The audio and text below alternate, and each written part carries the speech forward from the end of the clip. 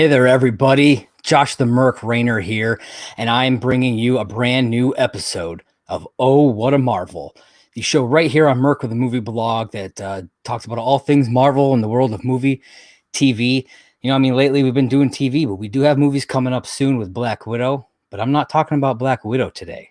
No, I am talking about Season 1, Episode 3 of Loki, titled Lamentis.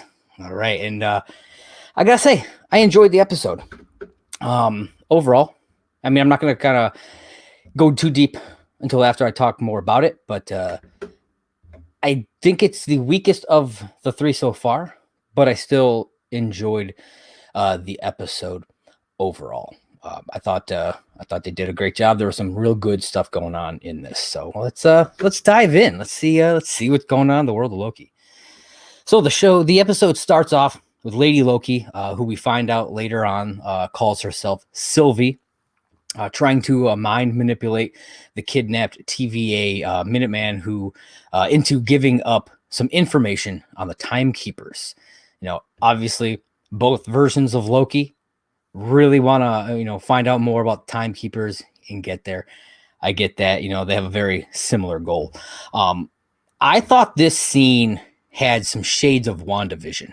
I don't know if you guys thought that, but we got Sylvie and the TVA agent just kind of in this world. We find out that inside of her own memories, and as soon as Sylvie kind of breaks that fourth wall of inside of her of the agent's mind, it felt like those scenes in WandaVision, where they'd been doing something inside one of the fake TV shows, and then that fourth wall would be broken. And I don't know if they did that on purpose or not, but I really kind of liked that. It just kind of brought shades of that back for me.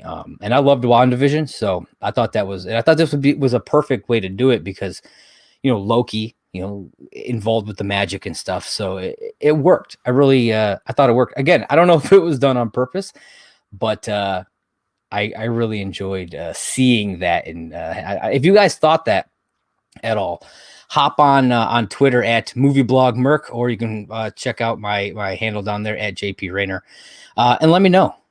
Did you catch that? Is that something that kind of went through your mind as well? I'd love to hear your thoughts. All right. This scene is followed up by a pretty bitchin' hallway fight scene where Sylvie just demolishes some other Minutemen. Again, very reminiscent of other Marvel properties like Daredevil. We got a real badass hallway fight scene there. It seems to be something that they like to really do. And this one I thought was spectacular. The actress who plays Sylvie, whose name I don't have at the moment, did a fantastic job. And I thought the fight choreography was great, and just the filming style that they did for it was all fantastic. I really enjoyed that scene. Just seeing her just destroy those Minutemen was pretty badass, I have to say. I really liked it. Then Loki confronts her, daggers in hand, but is interrupted by Judge Renslayer, and then he teleports them both to a place called Lamentis 1 in the year 2077. This is one of those apocalypse pockets where Sylvie's been hiding out, and this place is about to be destroyed. That's the last that we see of anybody from the TVA. The rest of the episode is just Loki and Sylvie on Lamentis, and that's it. Even straight to the end, because it's a cliffhanger, at the end. So with that, I felt like this, because of that, was kind of a filler episode almost. Like episodes 3 and 4 are meant to go together because of the way they cliffhanger. I don't know what episode 4 is going to look like, obviously, but I was surprised by the way they did it. Now, I loved, all the character development that we get, which I'll dive into as we get there, but it felt, and I think that's why it's probably the weakest episode so far, is because it didn't feel like its own thing. It just felt like a filler almost, So I don't know. And when you only have 6 episodes to work with, I feel like you shouldn't have as much of that. But I get that they really want you to kind of get a feel for this new character. I do understand that. All right. So like I said, they wind up on Lamentis 1. Now, Lamentis, if you guys know the comics at all, is a reference to Lamentis Outworld, which is from the Annihilation Conquest storyline. It's a world that is on the edge of Kree space. I am assuming that this is supposed to be that same place, or at least, just because, one, the name and the aesthetic of it. If in the comics, it has that kind of bluish purple coloration to the atmosphere, just like we saw in the episode here. So I feel like that's really what they were going for. And, obviously we know Kree exists, so this place could easily be out in that area. So I kind of like that they're pulling stuff like planets and worlds like that from the comics and putting them in there. Just little Easter eggs for the fans that know. There was another tidbit that we got, another little like Easter egg kind of a thing that we got in this episode. And that was Sylvie's crown. Now we did get to see a glimpse of it last episode when we first saw her, but here we get a much better look at the crown. And we see that it has one broken horn. Now, this is something. Here you go. You can see right here. You can see a broken horn on the exact same side. And here's the image from the comic. This happened in the comic book series Loki, Agent of Asgard. So I like that they kind of utilized that aesthetic for her with the broken crown. I thought that was really cool. A nice little touch. She's been doing stuff. She's been running from the law, going to these apocalypse wars. It kind of makes sense to me that like her crown might be broken. I mean, they didn't explain exactly how or anything, and I doubt that they will. But I dug that. Plus, she uses it as a weapon. They show her use it as a weapon at one point in this episode, and very possibly she could have done that, and it could have broke that way. Who knows? But it obviously gets used. It gets wear. But I just like the Easter egg reference there. I thought it was really cool.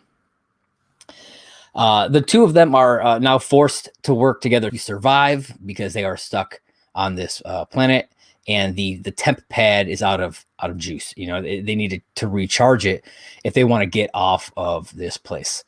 And even though they have to work together, they're still trying to double cross one another, and in classic Loki fashion, which I thought was great because that is who that character is. And I feel like no matter what variant it is, it's still going to be that double crossing nature, the trick, the god of mischief, the trickster god, I think it works perfectly. And just to see them kind of try to one up each other in that way, I thought was great. They eventually run into a woman. I guess they don't technically run into it. Sylvie kicks her door in, and she gets blasted with a huge pulse cannon. They discover that everybody is headed to something called the Ark. It is this massive evacuation vehicle, and the two of them decide, well, I bet they have a lot of power. We could probably figure out a way to recharge this thing there. And so they head toward the Ark, specifically to a train that will get them to the Ark. All right. So in order to get on the train, you need a ticket. And obviously they don't have tickets. So Loki comes up with a plan, or at least a thing that he's doing, as she says later on. He changes his look to impersonate a guard. This is something we've seen plenty of times throughout the movies where he just changes his appearance. That's something that he does a lot.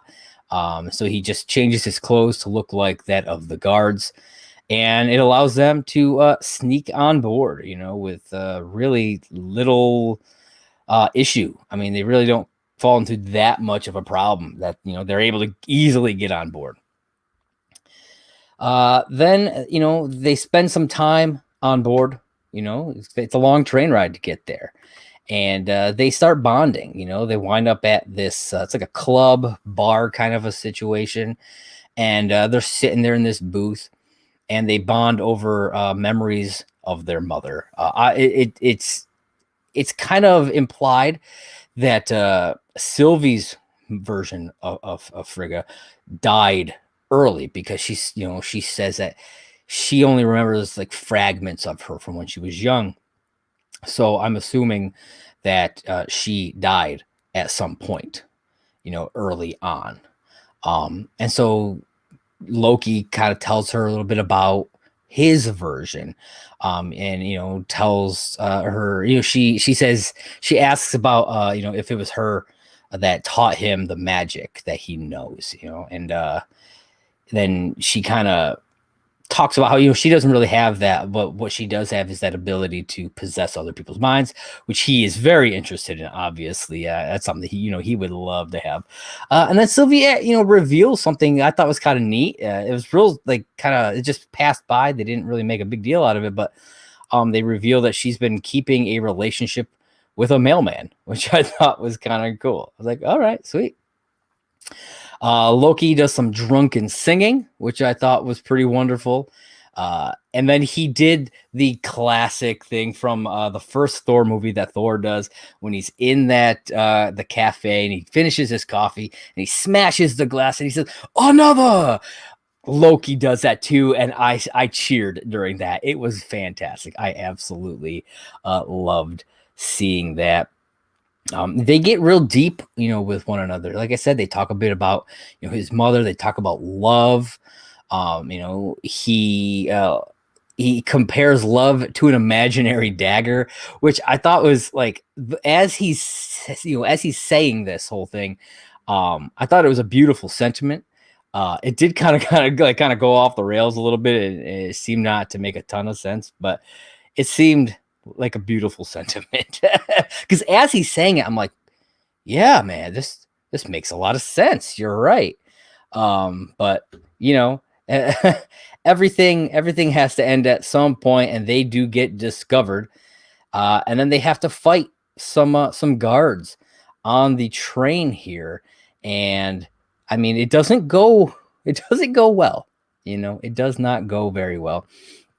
Loki tosses one of the guards out a window on this moving train, and then he gets grabbed and just tossed right out the window. You just see him go woof, just zip by, which I thought was hilarious. And Sylvie, realizing that he has the temp pad, she's like, "Oh fuck, I have to go after him," and she just runs and dives right out that window after him. I mean, she wants any chance of getting back. He's got the temp pad, so they gotta get there. She's got to get back to him with it. However, that's kind of not gonna happen now, seeing as once they dust themselves off and everything, they discover that the temp pad is broken. It's just destroyed. It completely falls apart. Most likely from the landing, from the getting tossed out the window, I would assume, because it was fine before. So now what do? The temp pad is broken, so they can't do anything. And if they stay on this planet, they're just gonna die. And I'm sure the TVA would love that, just wipe them both out.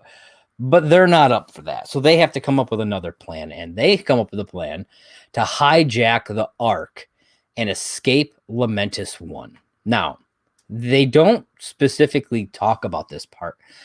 But my first thought when they say this is that's definitely going to cause a branch in the timeline. Because that Ark is not supposed to escape. It's not supposed to make it off that planet. Maybe that was their plan, maybe their hope, because I mean, like I said, they don't actually state this, but maybe that was their plan to branch the timeline, get the TVA there, and then they can somehow, beat them up, take their stuff, and get a temp pad out of there. Okay, maybe, or maybe it's just as simple as getting off this planet before it's destroyed and figuring out what's next. I don't know. We'll find. We'll see what happens a little later on, as we learn that is not going to work out quite as well as they had hoped. So this is going on. They like I said, they make this plan, and Sylvie drops a big revelation bomb here on Loki, and that is that these TVA agents, like the Minutemen and all that, they are actually variants, just like her and Loki. And Loki's been being lied to, as well as everybody else.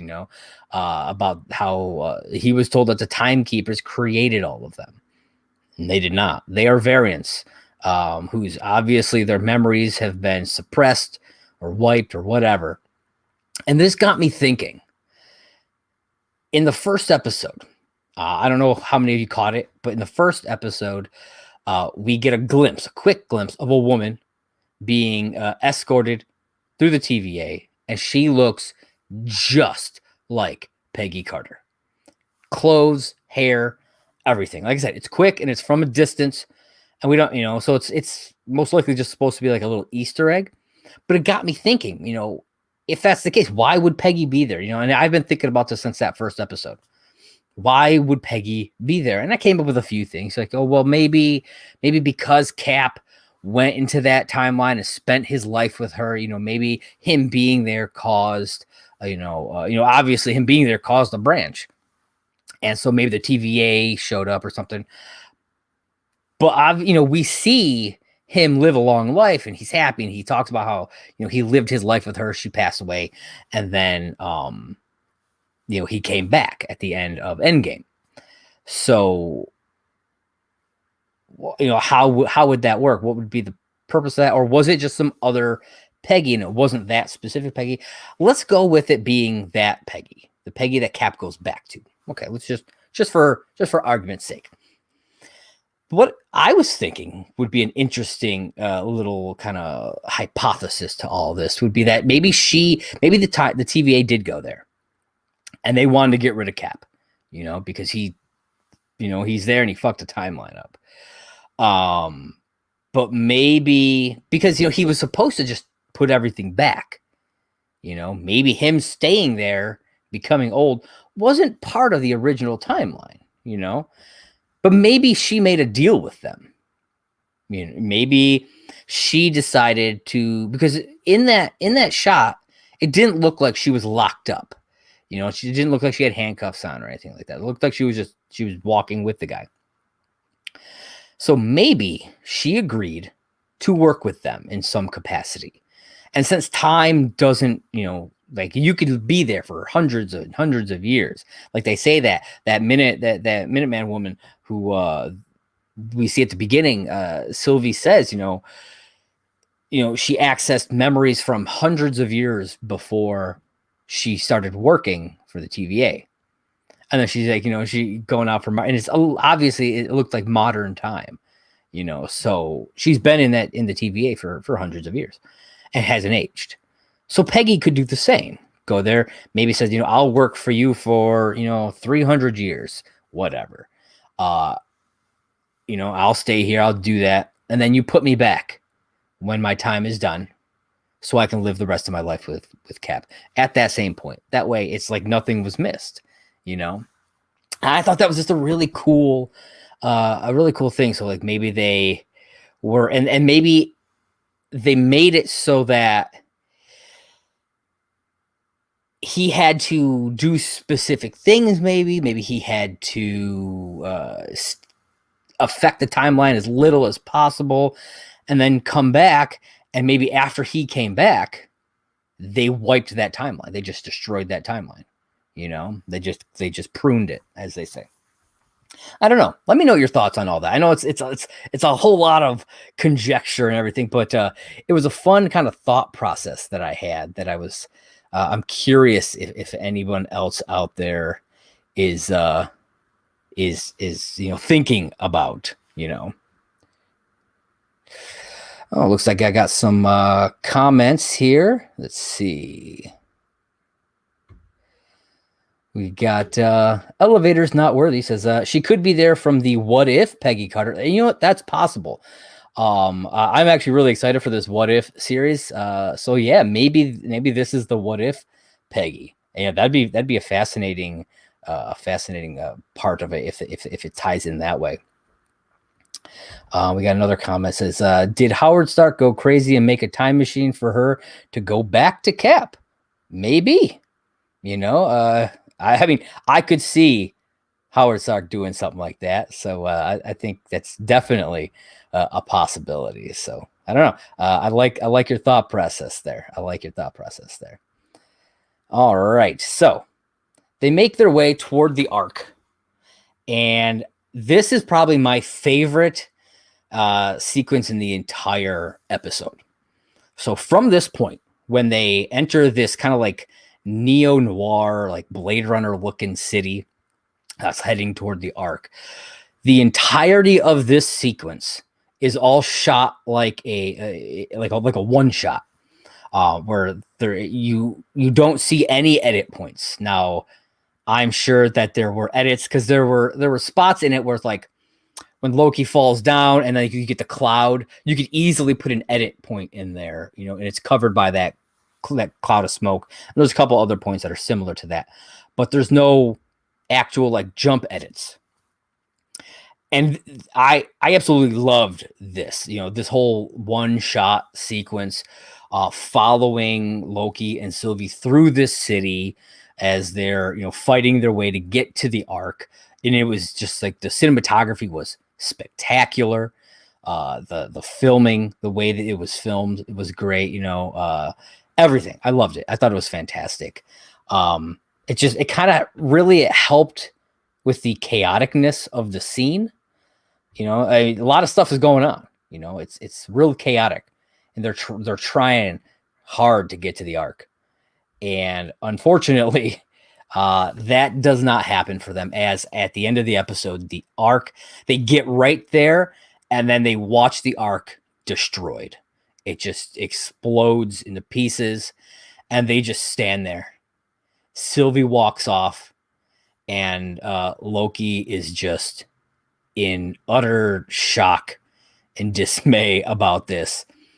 And then the episode ends, and I was like, what the fuck just happened? I'm like, is this really the end of the episode? And this is where it made me feel like it was like a filler episode, or it was the first part of a two-parter, you know what I mean?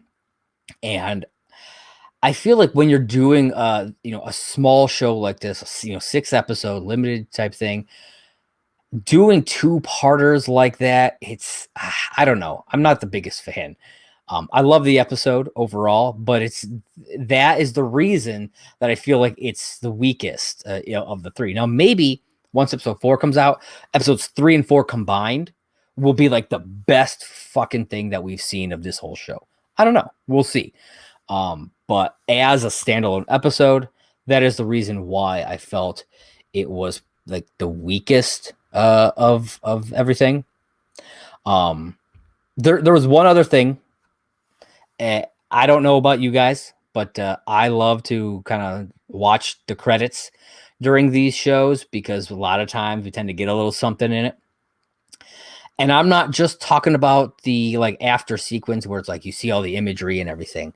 I'm talking about the actual credits where they show like the cast list and everything like that. And I spotted a little reference to a movie that I absolutely love called Aliens. I'm curious if any of you guys caught this. Right there, as you can see, I circled it. Private Hudson and Corporal Hicks. That's the name of two of the characters from the movie Aliens. I don't know which characters they were in the show, in Loki. I don't know if maybe they were like the two guards from the train, maybe. But I don't know. I saw that. I was like, hold on a second. And I paused it. I was like, Hudson and Hicks? And it's specifically Private Hudson and Corporal Hicks. I was like, that is fucking awesome because that's from Aliens. And Aliens is one of my absolute favorite science fiction films. I love it so much. And yeah, I don't know if any of you guys caught that, but I thought it was fantastic. Yeah, so there it is. That's the episode 3 of Loki, titled Lamentis. Let me know what you guys thought of this. Hop onto Twitter at movie blog Merc. That's at Movie Blog Merc on Twitter. You can also jump down into the comments right here on YouTube. Let me know what you thought. And if any of the stuff that I talked about here. Yeah, I know that this episode's a little bit shorter than you may be used to, but it's just me today.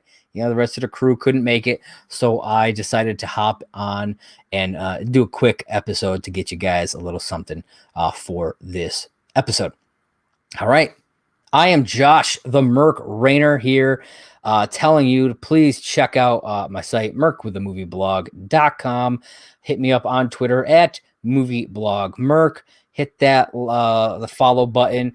Go over to the YouTube channel, hit that subscribe button, hit the like on this video, and hit that little bell so that you always get notified whenever we drop a brand new video. I'm going to be dropping new trailer reactions. I'm going to start doing full film reactions. I'm actually going to be dropping probably next week a full accounting, I guess you could say, a ranked accounting of my Tribeca Film Festival watches. So I think I watched 15 films during Tribeca. So I'm going to do a video, worst to best, in my humble opinion, of all the films that I got a chance to watch at Tribeca this year. So keep an eye out for that, and of course, come back next week for episode 4 of Oh What a Marvel, Thursday, 7 o'clock, right here on Merc with a Movie Blog. So thank you once again. I am Josh the Merc Raynor. You've been watching Oh What a Marvel. Catch you guys next time.